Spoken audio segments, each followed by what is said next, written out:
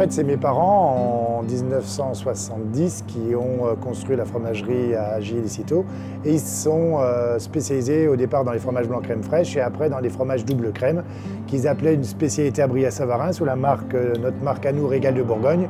Et dans les années 90-2000, nous avons pu les appeler Brillat-Savarin parce qu'à l'époque, on ne pouvait pas les appeler Brillat-Savarin étant donné que ce n'était pas un produit qui était dans le décret fromage, qui n'était pas déterminé, tandis que là, depuis les années 2000, il est dans le décret fromage et on l'a appelé Brillat-Savarin depuis ces années-là.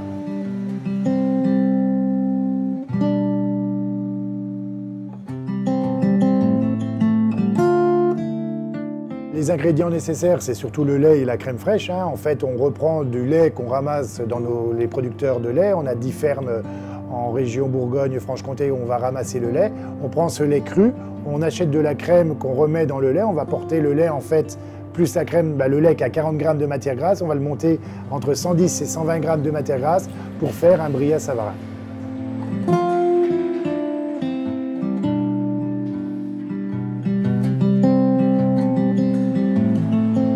Le Brillat-Savarin, c'est un fromage qu'on appelle ça à caillé lactique, qui est une coagulation très très lente pendant 18 à 20 heures, où on va le laisser maturer pendant 6 heures et après légèrement l'emprésurer pour qu'après, justement, on ait un caillé comme un yaourt, un gros coagulum, et ensuite on va le mouler.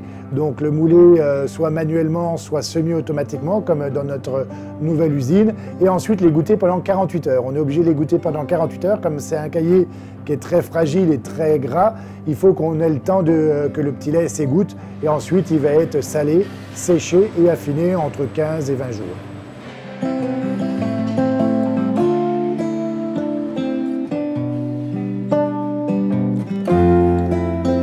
On en fait maintenant toute l'année, c'est sûr, mais en fait, on pourrait dire qu'il y a des saisons où que le lait et la matière grasse est la plus optimum au point de vue de la qualité. Cette saison-là, c'est l'automne et le début d'hiver.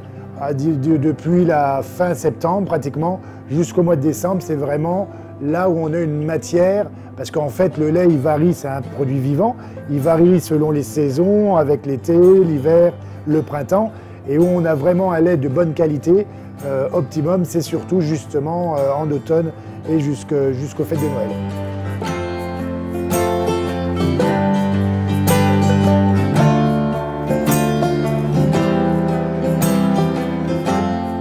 Le Brillat-Savarin, il peut être consommé jeune ou affiné. On peut donc le consommer à 5-6 jours après fabrication, comme c'est quand même un fromage blanc faisselle un petit peu égoutté, et on peut l'affiner pendant 15 à 20 jours, et après on peut aussi donc l'aromatiser.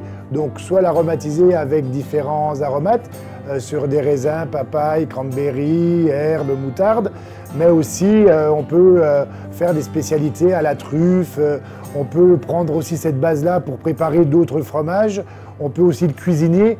On peut faire, en fait, c'est un fromage qui a multitude de fonctions, de produits où on peut le réutiliser. Et en plus, c'est un produit aussi qui plaît aussi à tous les palais, que ce soit femmes, enfants et bien sûr, c'est un produit qui est en pleine évolution.